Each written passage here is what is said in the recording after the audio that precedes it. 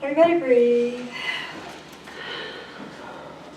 You all know every time we go on one of our spiritual missions, I always come back and try to share with you a little bit of what happened from my perspective. I know there were 21 of us, so there are 21 different perspectives of multitudes of stories. So I just wanted to share a little bit of what my experience was. So, Malta was beautiful. I don't know if any of you saw the post on Facebook. The water is bluer than blue. It is absolutely gorgeous. It's a rock with some greenery. Felt more like Turkey in some areas, just the dryness. But it was beautiful, and the people were friendly and welcoming, and the energy was amazing. And in the middle of all of it, there were challenges in matter, things in matter that kind of went sideways every now and then. But the energy of the experiences we were having tended to erase any challenges that we might be experiencing. So it was just this beautiful, spiritual, guided journey. And you know, God had been telling me that we would be going there for about 10 years. And so when the time came to go, the people that were called to go, everyone signed up, and then we took this beautiful energy of divine light to Malta. So let me remind you about Jesus. You know that when Jesus was alive, he traveled to all the power countries of his day, and he listened to their lessons, and he shared with them. He shared his truth. He listened to their truth. And even though it was a different place and a different belief, every place that he went, he would go. He saw everyone as God's child. He saw the differences, and he included them all as part of the family of man. And he was taking that Christed light into spaces that had a different approach to God and a different approach to their reality. And he didn't stay long. We don't know how long he stood in all the various places. But he was connecting the world of his day and time with the beliefs of his heart. He was learning from them, being blessed by them. But then he would always go within and say, what is true for me? What is my belief of God? And where am I going in this? And he would share. And there would be this beautiful upliftment of the combining of the energies. And that's kind of what we did. We looked at this as our mystery school. You know, when God asked me to teach the mystery schools in March and April, it was like, okay, I don't know why we're doing this in the middle of March and April, but okay. So you all were with me in most of that. We studied the mystery schools in depth that Jesus went through. Well, this was our mystery school. So we are landing in this space, going into a place to look at energies where we are going to receive beautiful downloads and information from the place. We take it in, we say that's great, we send our blessings back, and we say, what is true for me? And how does this fit in the reality that I need to go back to? My God reality. And that's what we all do as we learn, don't we? We touch this higher, then we bring it back into making our relative truth a higher expression of spirituality and truth. All right. When we go on our mission, we bring the light. We bring the Christ light, we share our lights and our love, and it creates a new space for us. As we approached all of the energies, we always honored it. We felt the energy, we received the blessing, we asked, what is here for me? Some of the places we visited were simply designed to gather energy for the people of that day and time. Let me just jump ahead for a minute and tell you. The places we went to in Malta, if you Google oldest structures on the planet, they will come up. They're some of the oldest structures on the planet. And so the reason these things were built, what they did, their purpose is long lost to the consciousness of man. There is no history of their faith, no history of the people that created them, none. According to the history of Malta, when the first peoples came over to inhabit the island, these structures were there. There was no one here, no one there, but they came upon the structures that had been created long before. So these are ancient, and more ancient than we know. So we got the opportunity to go there. So some that we visited, because you can feel the energy again. When we go to some places, even Stonehenge and some of the places, you have to tune in and you have to feel the energy, right? When you go to Malta, it blasts you. There's no tuning in. You walk up and go, oh my God, and we are getting blasted by this energy. And the energy is different from location to location.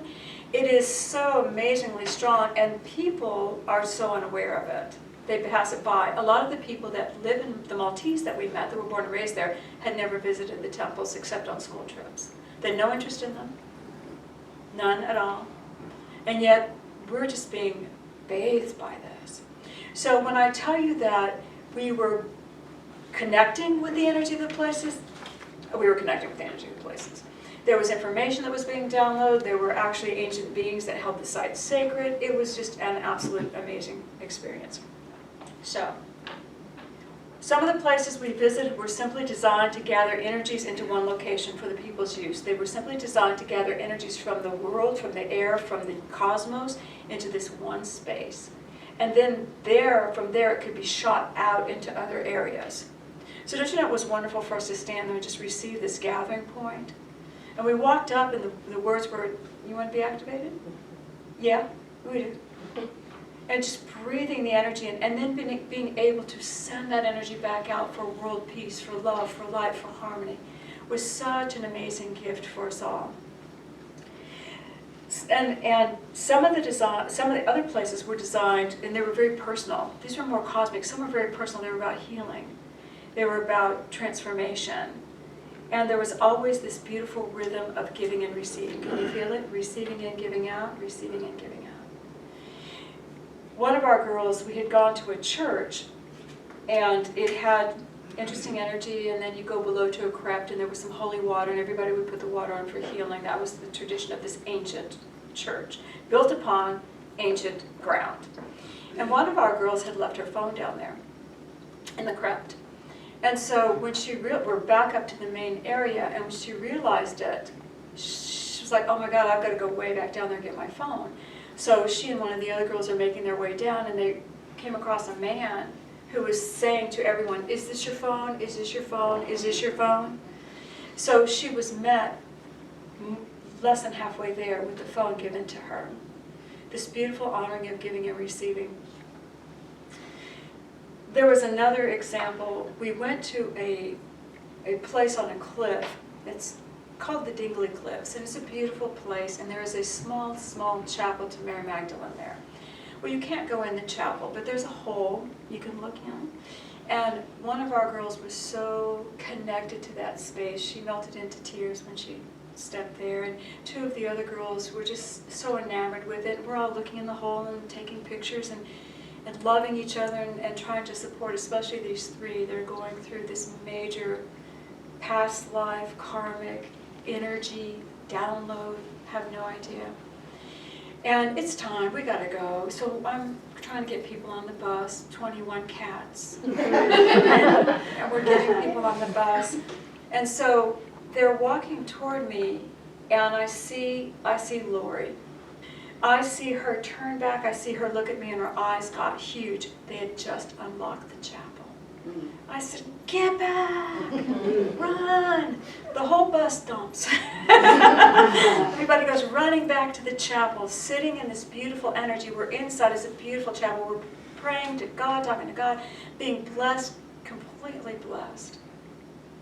And on the way back, when the experience was over, there was a little coffee cart, you know, a kiosk little thing, a little wagon, coffee wagon, outside the site where they sold coffee and trinkets to the people when they visited. And this woman told one of our people, I have been working this coffee site for 13 years. This is the first time those doors have ever been unlocked. Wow. 13 years. For us. For us. And it may have been the energy of the three that just, had to do it, but it was for us. And so we just received and we gave back everywhere we go. It's this beautiful energy of giving and receiving. You know, oftentimes when we go on these spiritual missions, we don't know what the total mission is, but we go step by step, step by step. So when we first arrived, there was the man on the ground, Trevor, who handled our trip. we had many talks, there were many issues overall the entire time we were there. And so I was meeting with Trevor for the first time, and he's talking about the spirals that go within, or do they go without? We do not know. But there were spirals in all these ancient sites of eternity. It represents eternity. And I'm looking at it, and he's explaining it to me. I said, that's fabulous. Have you ever been to Ireland? And he said, I have not. So I'm getting my phone up very quickly. And 3 years prior, we had been in Ireland. And I showed him the picture of the Bourne Valley, of the spirals, and all of the girls with their hands on it. And he said, it's the same thing. I said, yes. It definitely was one world at one time. And I said, you should go to Ireland. It was one world, we were all connected. 3 years ago, we connected with that ancient energy there. And now we were connecting with an even older energy that held the building blocks of this consciousness of man. Our building blocks, who we are as human beings, tactile, 7 chakra man, the building blocks are in Malta. The original intention of the sites that we visited was to help mankind grow to our full potential as spiritual beings. There was instruction, there was energy transformation. It actually felt like a launching place for human consciousness. Now, you guys can say whatever you want, doesn't matter to me. We believe metaphysically that there actually was a fall, a time when we were living at one dimension and we fell into the third dimensional reality because we stopped loving. And we fell into what we know today. Perhaps these structures were built to help us manage that fall. We don't know. If you'll check the Smithsonian, they will tell you that there was a bottleneck in mankind, and 5,000 years ago, the entire population of the world was reduced to 10,000. Could be a fall, could it not? Could be a shift in consciousness.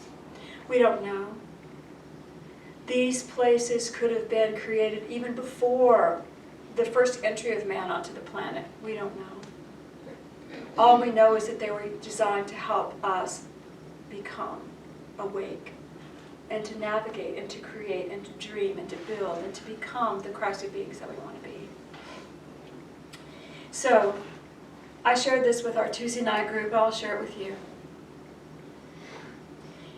We returned, our little group of 21, and you were with us because you're one with us.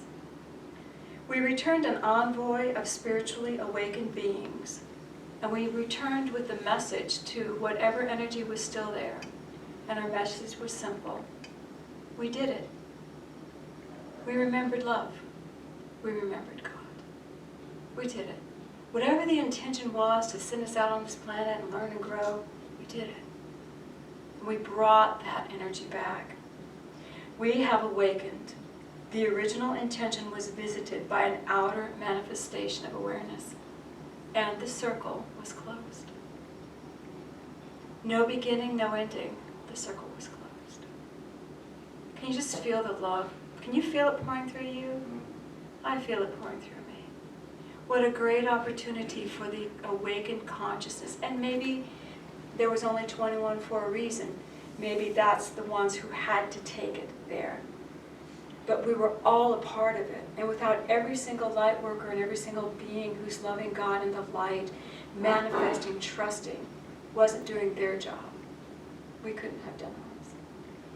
And to me it was amazing because over the years we have touched so many different countries.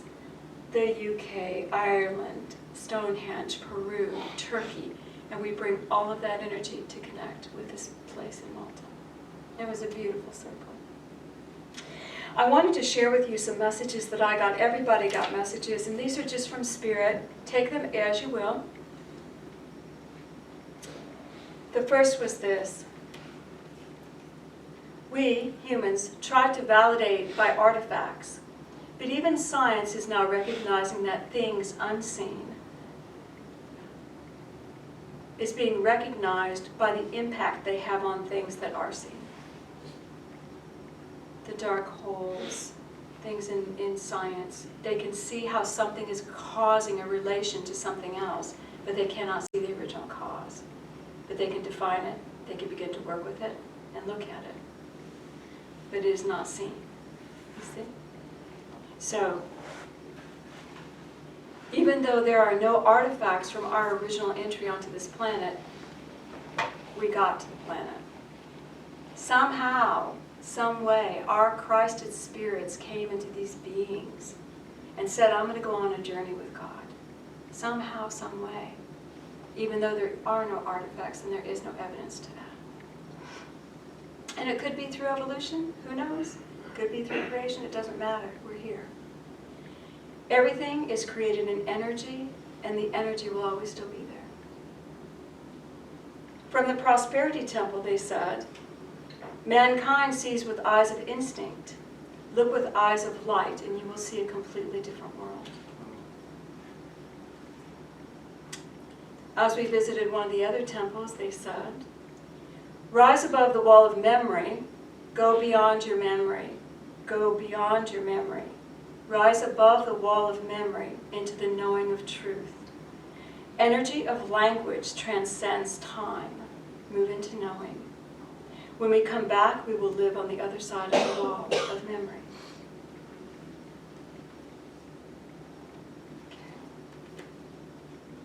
The last day, I was told.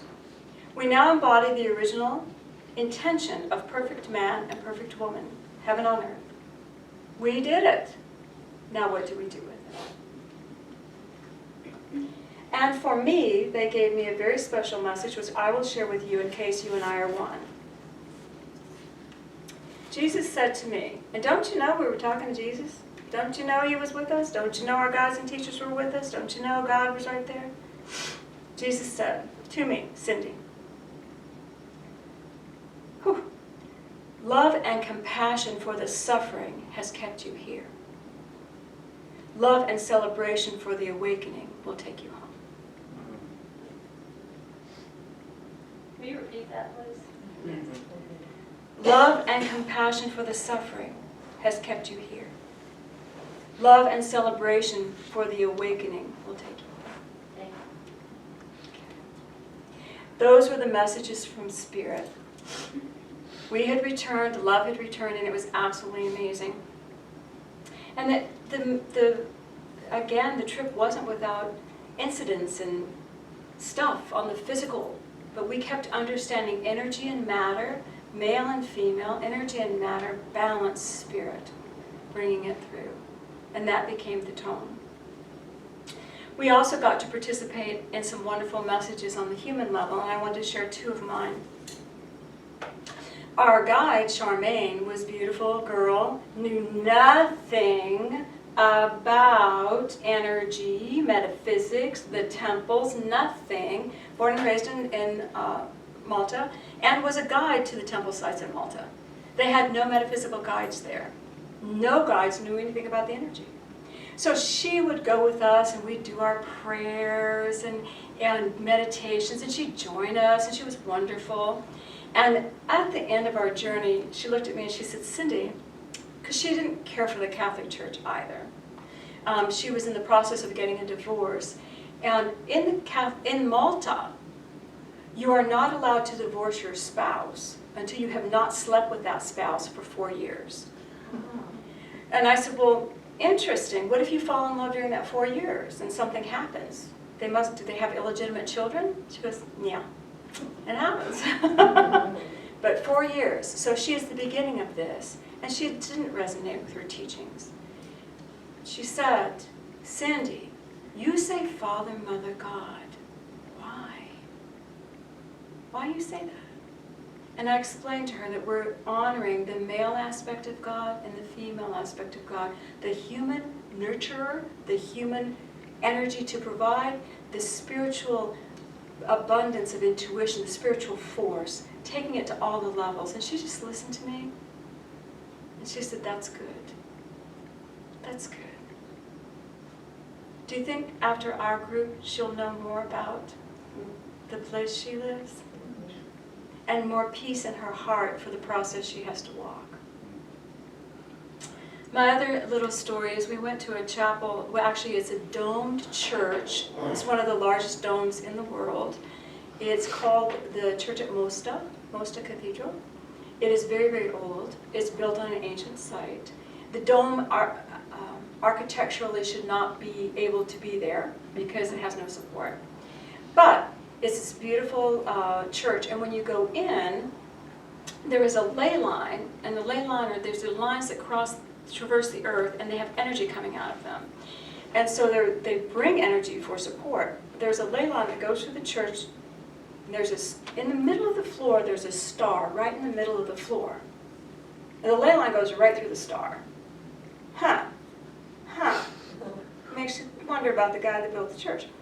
And it comes in at a slight angle. So our guide said to us, 21 of us, would you please just go stand on the star, face this direction, you'll be right in the ley line, and you stand there for 5 seconds, and you'll feel the energy. Well, of course, he didn't know us. I think the first one up maybe did 5 seconds. After that, it didn't count.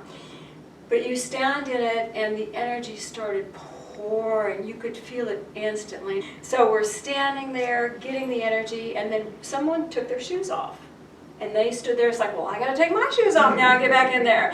So we're all taking turns standing in it, people are going by, and there was a mom and a little baby girl, and I'm, language, pointed at the star and said, go do that, And then made sure she had a space to go get in the star, and there was a man, maybe in his 60s, an older man, and so he got there, took his shoes off and stood in the star, and it was just so amazing to be a part of everybody, and you could feel it as it poured.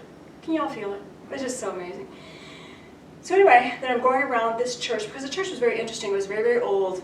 It had a bomb during World War II dropped right through the ceiling, where 300 people were hiding from the war. And it dropped in, did not blow up. So nobody was injured. So it had all this beautiful history with it. So I'm walking around looking at everything, and then I see the man that had stood in the star.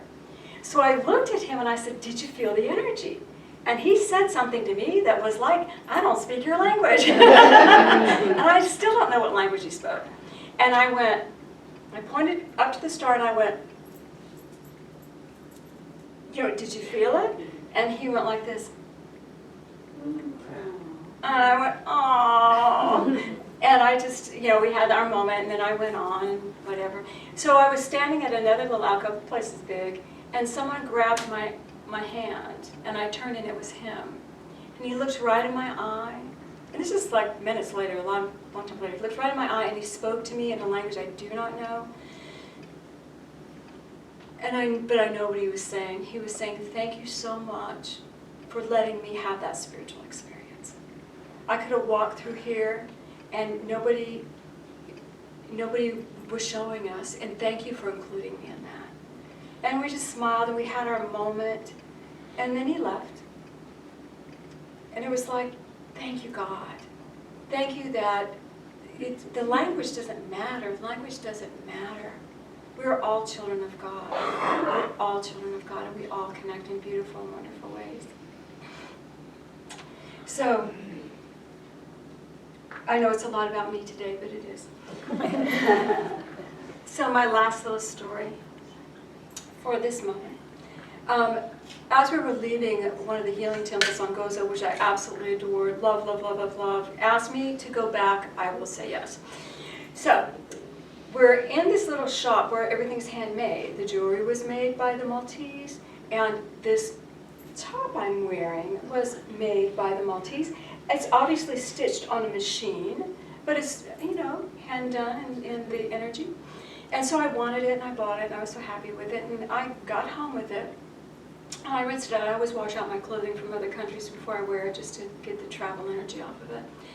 And as I'm washing it, I noticed there is a flaw on the back of it. On the back, someone has started to stitch right in the middle of the back, 2 little spaces, and the threads are there. And then they probably went, oh my God, that's the back. Let me flip that around. And in my American consciousness, I looked at the flaw on the back of the garment, and I went, God, I can't wear that now. It's broken. And in my American consciousness, I would return it or give it to Goodwill or whatever, and Spirit stopped me in my tracks. And the message I got was simply, You who have been given this great honor to touch hearts, to touch lives, to be a part of the awakening of mankind. You who are flawed. You have your flaws, Cindy. And yet, we used you to be a part of this. When I'm wearing that thing. And I share that with all of you because we all tend to think that we have to be perfect. We have to be perfect. I mean, anyone that saw me dealing with the issues probably shook their head and said, that is not the Cindy I know. I got the opportunity to be a big old bear. I've seen that, Cindy. We love her. We all have our issues that we deal with. But the purity of who we are, the handmade energy that we represent, we are all so perfectly handmade. We're so perfectly designed not to be like each other, to be who we are. And I've seen that, Cindy, too. Oh. So I want us just to take that within for a minute, and let's just go within and anchor this energy.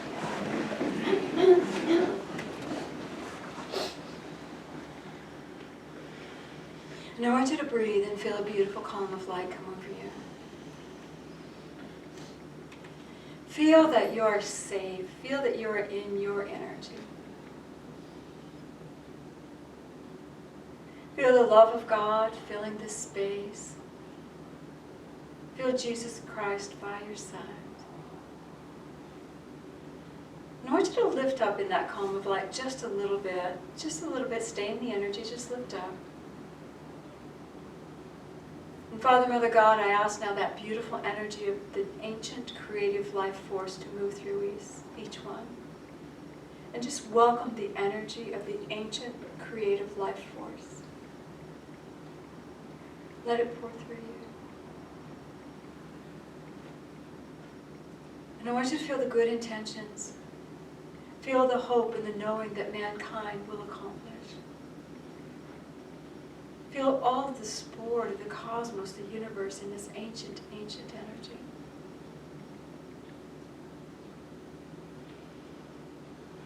And now feel the love of Father, Mother God pouring through again. Beautiful, personal love for you. Your personal connection with Spirit. Your personal love. Feel it just pouring through that column of light.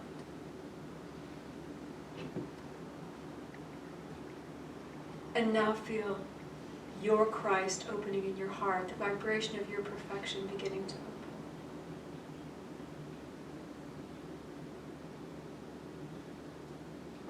And feel this beautiful blending of oneness. I am all that I have ever desired to be.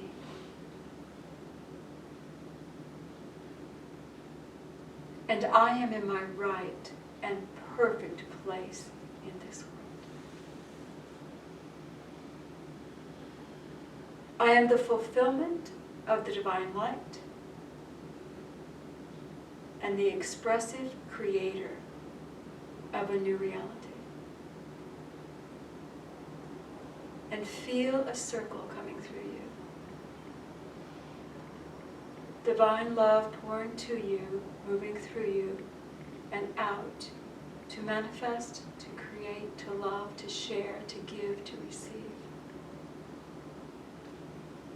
And I am happy. And Father, Mother God, I ask you bless each one. Let us feel that infinite peace. Feel your heart.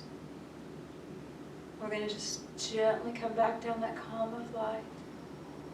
Come back into this world, this chair, this room.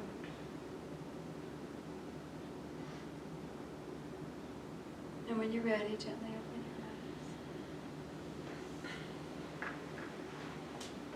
your eyes. Could you feel the different energies? Can you say, I am happy?